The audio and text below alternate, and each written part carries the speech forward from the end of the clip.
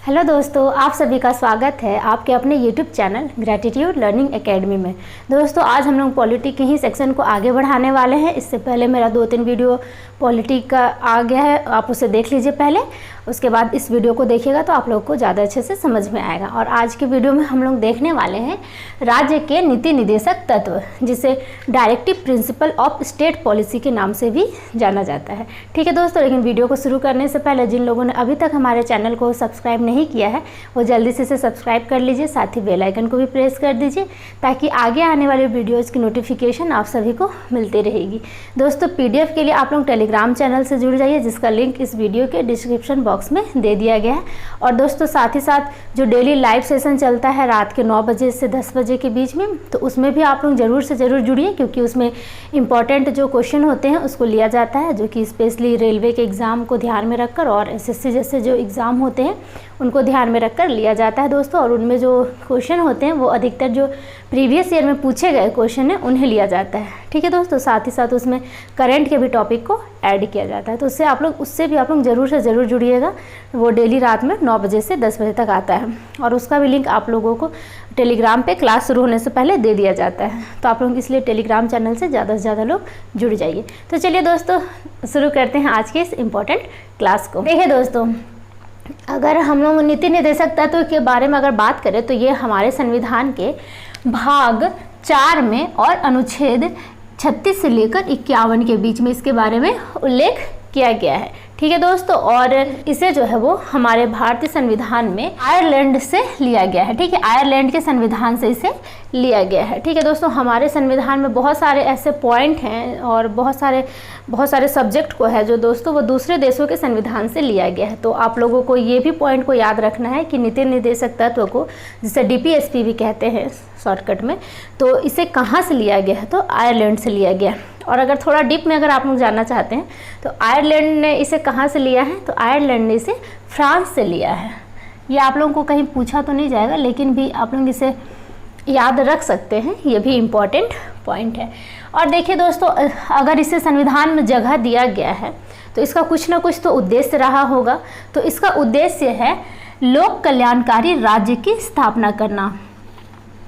ठीक है दोस्तों, लोक कल्याणकारी राज्य की स्थापना करना, अर्थात वैसे राज्य की स्थापना करना जिसका जो उद्देश्य है कि जितने भी लोग यहाँ पे हैं, जितने भी जनता यहाँ पे इस देश के अंतर्गत रह रही हैं, उनके कल्याण के बारे में सोचना। लोक कल्याण के बारे में सोचने का अर्थ हुआ पढ़ाई, स्वास्थ्य, शिक्षा, रोजगार, इन सभी चीज़ों को ध्यान में रखना है। ठीक है, सबसे पहला जो उद्देश्य है इन्हीं चीज़ों को दिया गया है। तो चलिए, इसमें बहुत सारे अनुच्छेद लिखे गए हैं, उनको एक एक करके हम लोग देखते हैं। लेकिन उससे पहले भी एक पॉइंट आप लोग याद कर लेंगे दोस्तों जो इम्पॉर्टेंट है। जैसे कि पूछा जाता है कि जो नीति निदेशक तत्व है ये इनमें विचार किस तरह के विचारों को लिया गया है। तो देखिए, इनमें जो विचार है दोस्तों वो 3 विचारों को लिया गया है। सबसे पहला जो है दोस्तों वो है गांधीवादी विचार। ये गांधीवादी विचारधारा से प्रभावित है। दूसरा है दोस्तों समाजवादी। ठीक है दोस्तों, समाजवादी विचारधारा। और अगला है दोस्तों उदारवादी। ठीक है, और इसी से रिलेटेड आप लोगों के एग्जाम में इसी से रिलेटेड सवाल पूछा जाता है कि इनमें जितने भी अनुच्छेद लिखे गए हैं उनमें से कौन सा अनुच्छेद गांधीवादी विचारधारा से प्रेरित है, या फिर समाजवादी धारा से प्रेरित है, या फिर उदारवादी धारा से प्रेरित है। तो उसको देखने के लिए हमें पहले इसमें जो जितने भी आर्टिकल लिखे गए हैं उनको डिटेल से पढ़ते हैं और उसे समझते हैं। उसके बाद हमें ये जो विचारधाराएँ हैं ये से ऑटोमेटिक आप लोग समझ जाएंगे। तो चलिए दोस्तों शुरू करते हैं इन अनुच्छेदों को पढ़ना। तो सबसे पहला जो यहाँ पे अनुच्छेद लिखा गया है वो है अनुच्छेद 36, और इसमें बताया गया है क्या, नीति निदेशक तत्वों के संदर्भ में राज्य की परिभाषा। देखिए दोस्तों, सबसे पहला ही जो लाइन यहाँ पे हमारा शुरू हो रहा है वो है राज्य के नीति निदेशक तत्व। तो यहाँ पे जो राज्य शब्द लिखा गया है इसकी परिभाषा को यहाँ पे बतलाने का प्रयास किया गया है। दोस्तों राज्य का अर्थ आप इसे ऐसे समझ सकते हैं कि जो आपका स्टेट है वो नहीं, वो से भी आप राज्य में काउंट करेंगे। साथ ही साथ ये जो हमारा पूरा देश है इसे भी आप राज्य के अंतर्गत काउंट कर सकते हैं, या फिर जो आपकी जितनी भी सार्वजनिक संस्थाएं हैं या फिर निजी संस्थाएं हैं ये सभी इस राज्य वर्ड के अंतर्गत आ जाएगी। तो आप इसे सिर्फ स्टेट मत समझिएगा, इसके अंतर्गत वो सभी संस्थाएं आ जाएंगी जिनके कुछ अपने नियम हैं, जिन्होंने कुछ अधिकार दिए हुए हैं। ठीक है दोस्तों, वो उन्हें हम क्या कहते हैं, राज्य कहते हैं। तो आपका ये अनुच्छेद 36 क्लियर हो गया होगा। तो चलिए अनुच्छेद 37 की तरफ बढ़ते हैं, और इसमें क्या बताया गया है दोस्तों कि ये जो डीपीएसपी है, जो राज्य के नीति निर्देशक तत्व हैं, ये न्यायालय में प्रवर्तनीय नहीं है।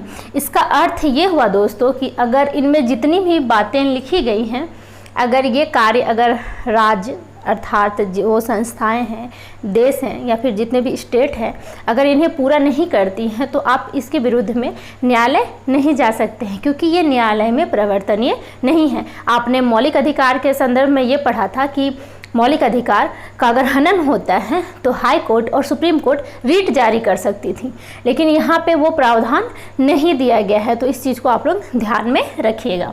चलिए अगला जो आर्टिकल है दोस्तों वह है आर्टिकल 38, और इसमें बताया गया है कि राज्य लोक कल्याण की अभिवृद्धि के लिए सामाजिक व्यवस्था बनाएगा। आप लोग इतने लंबे लंबे लाइन को याद रखने की कोई आवश्यकता नहीं है। यहाँ पे एक सिंपल सा वर्ड को पकड़ के चलेंगे, लोक कल्याण। देखिए यहाँ पे इसका उद्देश्य यही था कि लोक कल्याणकारी राज्य की स्थापना करना। तो वही यहाँ पे अनुच्छेद 38 में बोला गया है कि राज्य लोक कल्याणकारी अभिवृद्धि के लिए, मतलब लोक कल्याण के क्षेत्र में वृद्धि करने के लिए राज्य जो है वो क्या करेगा, कुछ नियम को बनाएगा। ठीक है दोस्तों, इसी यहाँ पे यही पॉइंट जो है वो क्लियर होता है। और देखिए दोस्तों ये आर्टिकल जो 39 है इसे आप लोग भी आई कर लेंगे, ये इंपॉर्टेंट है क्योंकि इसके अंतर्गत बहुत सारी चीज़ों को बताया गया है। देखिए इसमें बताया गया है कि राज्य द्वारा कुछ अनुसरणीय नीति निर्देशक तत्व, ऐसे कुछ तत्व बताए गए हैं, ऐसे कुछ बातों को यहाँ पे बताया गया है जिसे राज्यों को क्या करना है, अनुसरण करना है। और सबसे पहला क्या है, स्त्री पुरुष और सभी नागरिकों, स्त्री पुरुष जितने भी लोग हैं और जितने भी सभी नागरिक हैं, सभी के लिए आजीविका के पर्याप्त साधन उपलब्ध कराना, अर्थात उन्हें रोजगार से जोड़ना। और इसी में कहा गया है कि समान कार्य के लिए समान वेतन की भी बात की गई है। देखिए दोस्तों, समान कार्य के लिए समान वेतन, आप स्त्री पुरुष के आधार पर वेतन में किसी प्रकार का भेदभाव नहीं करते हैं। और इसी आधार पे आप देखते होंगे कि किसी भी सरकारी कार्य में अगर स्त्री और पुरुष दोनों कार्य करते हैं तो दोनों को वेतन क्या किया जाता है, समान वेतन दिया जाता है। ऐसा नहीं है कि पुरुष शिक्षक है तो उन्हें ज़्यादा और महिला शिक्षक है तो उन्हें कम, इस तरह का भेदभाव नहीं किया जाता है। तो इन्हीं बातों को दोस्तों यहाँ पे बतलाया गया है कि समान कार्य के लिए समान वेतन, चाहे वो स्त्री हो पुरुष हो, किसी भी नागरिक के लिए आपको समान वेतन ही देना है। देखिए दोस्तों ये जो पॉइंट लिखे गए हैं ये इंपॉर्टेंट हैं, आप लोगों को इन्हें याद करना होगा क्योंकि एग्जाम में इसी तरह से सवाल छोटे छोटे पॉइंट को उठाकर पूछ लिया जाता है। और मौलिक अधिकार और ये डीपीएसपी दो ऐसे भाग हैं जिनसे एग्ज़ाम में सवाल बनते हैं। ठीक है, और यहाँ पे देखिए दोस्तों एक लाइन लिखा गया है, साधनों का विकेंद्रीकरण। देखिए दोस्तों ये सबसे बड़ा पॉइंट है, ये लाइन बहुत छोटा है लेकिन आपको इसे समझना डिटेल में है। साधनों का विकेंद्रीकरण अगर दोस्तों नहीं किया जाएगा तो इसका सबसे बुरा असर कहाँ पे देखने को मिलेगा, समाज में। समाज जो होगा हमारा वो दो वर्ग में बट जाएगा, एक गरीब और एक अमीर। इसका मतलब ये हुआ दोस्तों कि जितने भी साधन हैं, जितने भी संसाधन हैं उपलब्ध, उन संसाधनों का विकेंद्रीकरण करना जरूरी है, अर्थात उन संसाधनों को बांटना क्या है, जरूरी है, ताकि जो समाज में जो गरीब अमीर का जो है देखने को मिलता है हमें फासला, वो उसे क्या किया जा सके, कम किया जा सके। ठीक है दोस्तों, तो उम्मीद करते हैं कि यहाँ तक सारे पॉइंट आप लोगों को समझ में आ रहा होगा। चलिए, और अगला दोस्तों देखिए ये भी बहुत ही इम्पोर्टेंट पॉइंट है कि सम्मानजनक कार्यों में शामिल करना। इसका अर्थ ये हुआ दोस्तों कि वैसे कार्य को देना जिसमें सम्मान की बात की गई हो, वैसे कार्य को ना करवाना जिसमें आत्मसम्मान को ठेस पहुंचाया जा सके। ठीक है दोस्तों, इसीलिए आप लोग देखते होंगे कि कुछ ऐसे कार्य जो होते हैं जिन्हें अगर आप किसी से करवाते हैं तो वो एक अपराध की श्रेणी में गिनती हो जाता है। ठीक है दोस्तों, तो कार्य आपको ऐसा देना है जिससे जो सामने वाला इंसान जो कार्य को कर रहा है उसके सम्मान को ठेस ना पहुंचे। ठीक है दोस्तों, और इसी में देखिए एक अनुच्छेद 39 क को जोड़ा गया है और इसमें क्या क्या गया है कि समान अवसर के आधार पर न्याय देना। ठीक है, इसमें न्याय की बात की गई है दोस्तों, समान अवसर पर न्याय देना व निःशुल्क कानूनी सहायता देना। देखिए दोस्तों, बहुत सारे गरीब लोग ऐसे होते हैं जो पैसे खर्च कर कर कानूनी सहायता नहीं ले सकते हैं। तो इसमें ये व्यवस्था किया गया है कि आपको क्या करना है कि समान अवसर पर न्याय देना है और साथ ही साथ कुछ कानूनी सहायता भी देना है, वो भी कैसे, निःशुल्क तरीके से, ठीक है, ताकि गरीबों को अन्याय का शिकार होने से बचाया जा सके। ठीक है दोस्तों, आपको पता होगा कि सबसे ज़्यादा जो शोषित होते हैं वो गरीब वर्ग ही होते हैं और कमज़ोर वर्ग होते हैं। तो उन्हें इस शोषण से बचाने के लिए इस तरह के उपायों को सुझाया गया है। ठीक है दोस्तों, ये पॉइंट इम्पॉर्टेंट है, इसे आप लोग याद रखेंगे। साथ ही साथ दोस्तों, आप लोग इसमें ये पॉइंट को याद रखेंगे कि ये 39 क को जोड़ा कब गया है, तो 42वें संविधान संशोधन 1976 में। देखिए ये इम्पॉर्टेंट पॉइंट है। 42वें संविधान संशोधन से बहुत सारे पॉइंट एग्ज़ाम में बनते हैं, क्योंकि मैंने आप लोगों को पहले ही क्लास में बता दिया है कि 42वें संविधान संशोधन को छोटा संविधान, मिनी कॉन्स्टिट्यूशन भी कहा जाता है। तो आप लोग देख लीजिए कि इसमें भी इसे जोड़ा गया है। अगला जो है दोस्तों अनुच्छेद, वो है अनुच्छेद 40 और इसमें ग्राम पंचायतों का गठन करना बताया गया है और ये बहुत ही ज़्यादा इम्पॉर्टेंट है। अगर मुझसे पूछे आप लोग कि सबसे ज़्यादा इम्पॉर्टेंट अगर कोई आर्टिकल है तो वो यहाँ पे 39 का और ये 40, इसके साथ ही 44, ये 4-5 आर्टिकल ऐसे हैं जो हर बार एग्ज़ाम में घुमा फिरा के पूछे जाते हैं और ये तो बहुत ही ज़्यादा इम्पॉर्टेंट है, क्योंकि आप लोगों को पता होगा कि अभी वर्तमान समय में हमारे भारत के राज्यों में क्या है कि त्रिस्तरीय पंचायतों का गठन किया जाता है। ठीक है, त्रिस्तरीय पंचायत, और ये पंचायत का गठन करने का जो प्रावधान है दोस्तों, ये पहले हमारे नीति निर्देशक तत्व में था। तो इसमें सरकार क्या है, कानून बनाकर अब इसे क्या कर दिया गया है, तो संवैधानिक कर दिया गया है। इसी कारण आप लोग देखते होंगे कि जितने भी स्टेट हैं उन सभी में आपको पंचायतों का गठन देखने को मिलता है। और इसे कब लाया गया है दोस्तों, तो इसे भी आप लोग याद रखिएगा, 73वें संविधान संशोधन 73वें संविधान संशोधन 1993 में। ठीक है,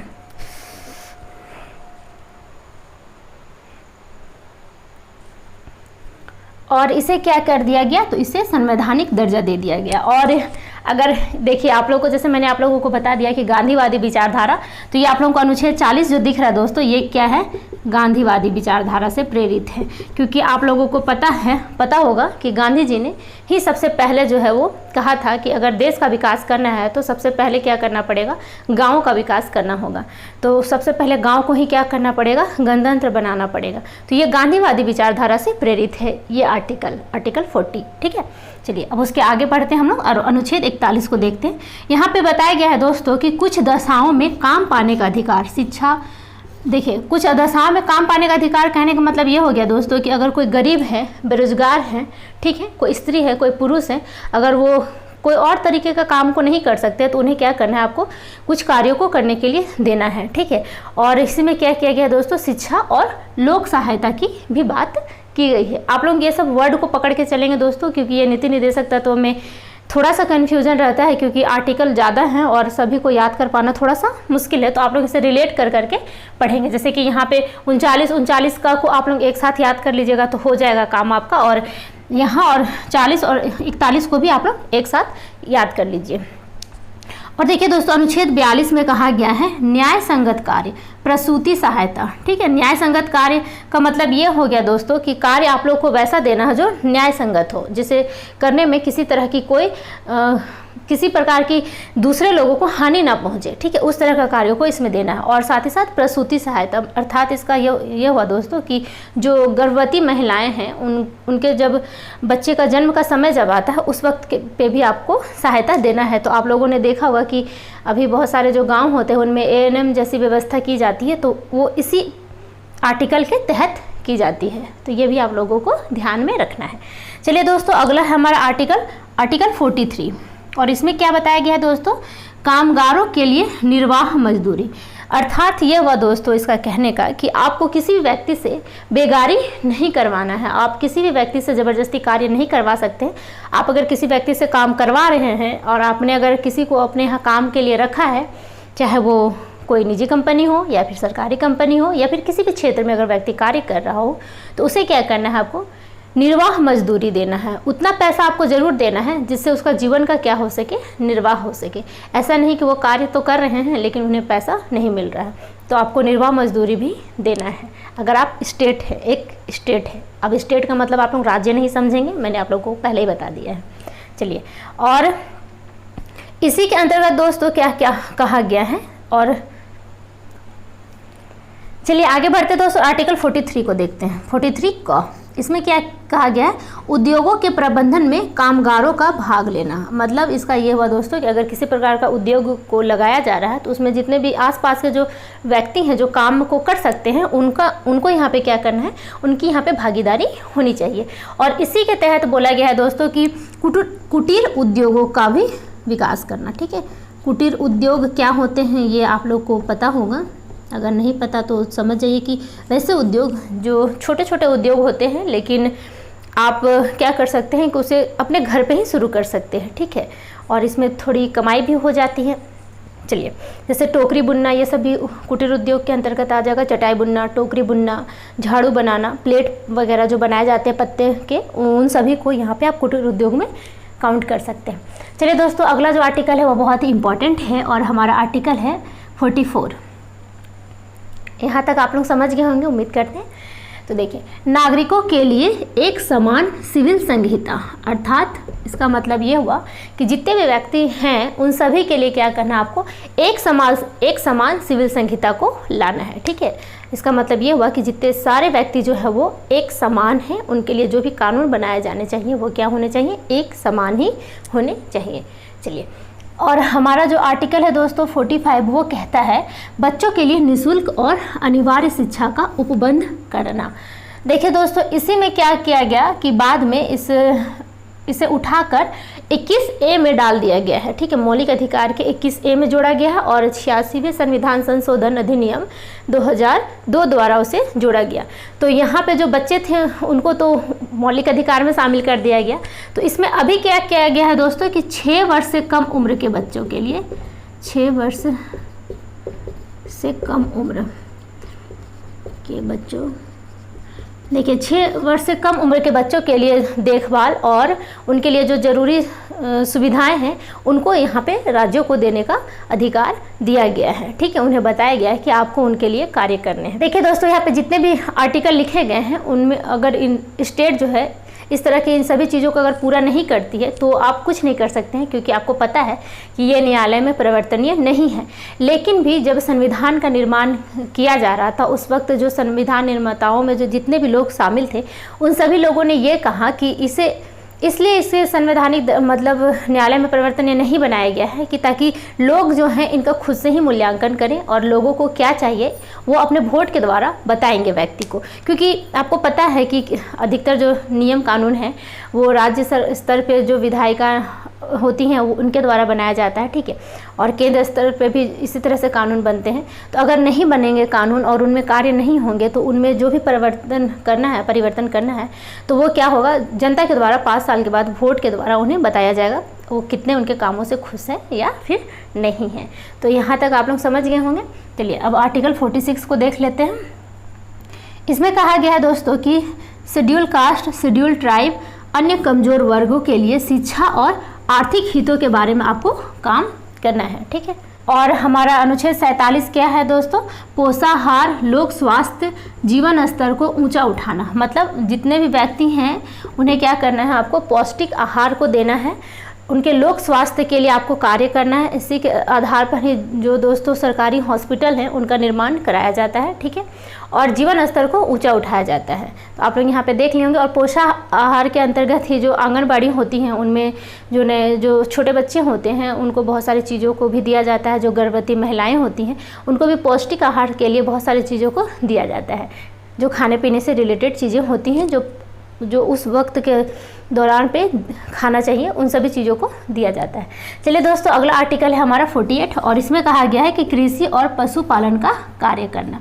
मतलब आपको क्या करना है कि कृषि और पशुपालन का जो कार्य है उससे रिलेटेड भी बहुत सारे सब्सिडी वगैरह दी जाती हैं राज्य स्तर पर, केंद्र स्तर पर, ताकि इनको क्या किया जा सके, बढ़ावा दिया जा सके। ठीक है दोस्तों, और अब हम लोग देखते हैं 48 क के अंतर्गत। यहाँ पे देखिए दोस्तों एक पशुपालन वर्ड लिखा गया, तो इसके अंतर्गत उन पशुओं का पशुपालन करना है जिनसे आपको दूध, मांस वगैरह का जो उत्पादन होता है, तो उन सभी को इसके अंतर्गत आपको ध्यान में रखना है। चलिए 48 का में कहा गया है दोस्तों कि पर्यावरण का संरक्षण, संवर्धन, वन एवं वन्य जीवों की रक्षा। मतलब यहाँ पे कार्य अब किसके लिए करना है? पर्यावरण के लिए कार्य करना है, क्योंकि आप जिस समाज में रह रहे हैं उस समाज में आपका आसपास का पर्यावरण भी जो है वो साफ सुथरा होना चाहिए, पेड़ पौधे होने चाहिए, वन होने चाहिए, वन्य जीवों को भी आपको क्या करना है? संरक्षण देना है, ठीक है। और इसमें भी बहुत सारे बाद में नियम कानून वगैरह लाकर, जैसे कि आप लोगों को पता होगा कि वन नीति लाया गया, फिर पशु से भी रिलेटेड बहुत सारी नीतियों को लाया गया, तो इन्हीं को आधार मानकर इन नीतियों को लाया गया है। चलिए अब अनुच्छेद 49 को देख लेते हैं हम लोग। इसमें कहा गया है दोस्तों कि राष्ट्रीय महत्व के स्मारकों, स्थानों और वस्तुओं का संरक्षण करना। वैसे स्मारक जो हमारे राष्ट्रीय स्तर पर बहुत ही ज़्यादा इम्पोर्टेंट है, बहुत ही महत्वपूर्ण स्थान रखते हैं, उनको क्या करना है? आपको क्या करना है? संरक्षण देना है। इसलिए आपको पता होगा कि बहुत सारे राज्यों के अंतर्गत जो भी बहुत ही इम्पोर्टेंट जो स्मारक हैं, उन सभी के बाहर आप लोगों ने देखा होगा कि कुछ सुरक्षा गार्ड वगैरह को लगाया जाता है। तो ये राज्य सरकार इन्हें क्या करती है? संरक्षण प्रदान करने के लिए इस तरह के कार्यों को करती है। चलिए दोस्तों, और अगला अनुच्छेद है हमारा अनुच्छेद 50। इसमें कहा गया है कि कार्यपालिका और न्यायपालिका का पृथक्करण। देखिए दोस्तों, ये बहुत ही इम्पॉर्टेंट है कि कार्यपालिका को न्यायपालिका से क्या करना है? हमें अलग रखना है। इन दोनों को साथ में नहीं रहना चाहिए, इन दोनों का काम को अलग अलग होना चाहिए, क्योंकि आपको पता है कि कार्यपालिका का काम होता है विधायिका के द्वारा जो भी नियम कानून बनाए जाते हैं उन्हें कार्यपालिका के ही द्वारा क्या करवाया जाता है दोस्तों? लागू करवाया जाता है।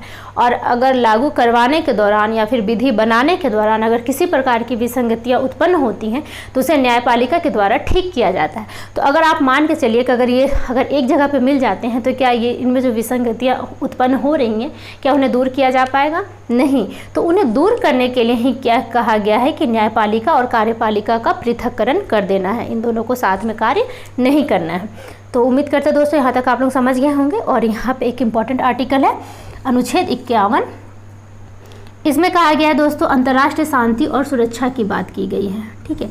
इसी के अंतर्गत आप लोगों को पता होगा कि जो भारत है वो पंचशील समझौता और गुटनिरपेक्ष समझौता, इस तरह के समझौते को भारत ने किया है ताकि जो आसपास के पड़ोसी देश है उन सभी के साथ क्या हो सके, हमारा अंतर्राष्ट्रीय जो रिश्ता है वो क्या हो? शांतिमय हो, और सुरक्षा की दृष्टि से भी हमारा भारत जो है वो ठीक ठाक रहे। तो चलिए दोस्तों, यहाँ तक आप लोग समझ गए होंगे। इसके बाद भी कुछ पॉइंट हैं जो आप लोगों को यहाँ पे बताना मुझे ज़रूरी लगा है, तो थोड़ा सा मुझे वो आपको समझाना है। तो चलिए दोस्तों, हम लोग यहाँ पे देख लेते हैं कुछ इम्पॉर्टेंट पॉइंट लिखे गए हैं यहाँ पे, और ये बहुत ही ज़्यादा इम्पॉर्टेंट है क्योंकि इससे सवाल एग्ज़ाम में बनता है। देखिए दोस्तों, जैसा कि आप लोगों ने देख लिया कि हमारा जो मौलिक अधिकार है वो क्या है? न्यायालय में परिवर्तनीय है, मतलब उसे हम लोग न्यायालय में क्या कर सकते हैं? चुनौती दे सकते हैं। लेकिन हमारा जो DPSP है इसे हम लोग न्यायालय में चुनौती नहीं दे सकते हैं। तो हमेशा से ऐसा रहा है दोस्तों कि इन दोनों के बीच में टकराव को देखा गया है कि कभी ना कभी ये दोनों आमने सामने आए हैं। तो इनमें बहुत सारे ऐसे सुप्रीम कोर्ट के द्वारा कुछ निर्देश जो है वो दिए गए हैं। तो देखिए, सबसे पहला जो था दोस्तों चंपकम दोराइजन मामले 1951। देखिए दोस्तों, चंपकम दोराइजन मामले 1951 में सुप्रीम कोर्ट ने ये कहा कि अगर मौलिक अधिकार और नीति निर्देशक तत्व के बीच में अगर टकराव उत्पन्न होता है तो इसमें जो है हमेशा मौलिक अधिकार को ज़्यादा वैल्यू दिया जाएगा, ठीक है दोस्तों। ये पॉइंट आप लोग याद रख लीजिएगा। किसमें कहा गया था? तो चंपकम दोराइजन मामले 1951 में। उसके बाद दोस्तों अगला जो मामला है हमारा वो है केशवानंद भारती बनाम केरल राज्य। और ये तो बहुत ही ज़्यादा इम्पोर्टेंट है क्योंकि ये एग्ज़ाम में बार बार पूछा जाता है, और यहाँ तक कि ये ईयर जो लिखा गया है दोस्तों इसे भी पूछा जाता है। तो इसमें सुप्रीम कोर्ट ने ये कहा कि अगर फंडामेंटल राइट यानी मौलिक अधिकार और DPSP के बीच में अगर टकराव उत्पन्न होता है तो इसमें भी क्या कहा गया दोस्तों कि फंडामेंटल राइट जो है, हमारा मौलिक अधिकार जो है वो क्या है? श्रेष्ठ है, ठीक है। तो यहाँ पे भी आप लोगों को दिख गया कि दोनों जगह सुप्रीम कोर्ट ने ये कहा कि मौलिक अधिकार ही श्रेष्ठ है। लेकिन आगे चलकर मिनर्वा मिल्स 1980 विवाद। ठीक है दोस्तों, इसमें सुप्रीम कोर्ट ने ये कहा कि ना ही तो मौलिक अधिकार श्रेष्ठ है और ना ही हमारा डीपीएसपी श्रेष्ठ है, और ये बताया गया सुप्रीम कोर्ट के द्वारा कि ये दोनों एक ही गाड़ी के दो पहिए हैं, इन दोनों के साथ में होना बहुत ही आवश्यक है। तो इसमें बोला गया कि दोनों के बीच में क्या है दोस्तों, संतुलन है। मतलब डीपीएसपी और मौलिक अधिकार मतलब फंडामेंटल राइट, ये दोनों ही क्या हैं दोस्तों, एक बराबर हैं। दोनों को संतुलन बनाकर चलना है। बराबर तो हम नहीं कह सकते दोस्तों, लेकिन दोनों क्या है, संतुलन है। दोनों के बीच में संतुलन को बनाए रखना ज़्यादा जरूरी है। उसके बाद देखिए दोस्तों, मैंने जैसे आप लोगों को बताया था यहाँ पे कि पर्यावरण संरक्षण संवर्धन, वन एवं वन्य जीवों की रक्षा, तो इसके अंतर्गत देखिए वन्य जीव संरक्षण अधिनियम 1972 लाया गया। तो ये भी ईयर के साथ में पूछता है एग्जाम में, तो इसे भी आप लोग यहाँ पे एक पॉइंट है याद रख लेंगे। और वन संरक्षण अधिनियम 1980, तो इसे भी आप लोग याद रख लेंगे। देखिए दोस्तों, बहुत सारे अधिनियम हैं, बहुत सारे नियम कानून जो है इसी नीति निर्देशक तत्व के अंतर्गत लाया जाता है। और यहाँ तक कि जो भी राज्य सरकारें जो भी कानून को बनाती हैं, जो भी कानून को लाती हैं, तो उन्हें ऐसा बताया गया है कि आप लोग को अगर कोई भी कानून को बनाना है, कोई भी कानून को लाना है, तो आप इन दिए गए तत्वों को, इन दिए गए आर्टिकल को ध्यान में रखकर ही किसी भी नियम को बनाएंगे। इस वजह से ही इसका नाम है कि नीति निर्देशक तत्व। आपको एक निर्देश दिया जा रहा है कि आपको किस तरह के बातों को कानून बनाने समय आप लोगों को ध्यान में रखना है। तो उम्मीद करते हैं दोस्तों कि आज का जो क्लास था वो बहुत ही इम्पॉर्टेंट था और आप लोगों को सारे डाउट भी क्लियर हो गए होंगे, और इस क्लास से आप लोग बहुत सारे पॉइंट्स सीखे होंगे जो आपको एग्ज़ाम में काम आएंगे। तो चलिए दोस्तों, फिर मिलते हैं अगले कुछ नए टॉपिक के साथ में। तब तक के लिए आप लोग अपना ध्यान रखिएगा। धन्यवाद।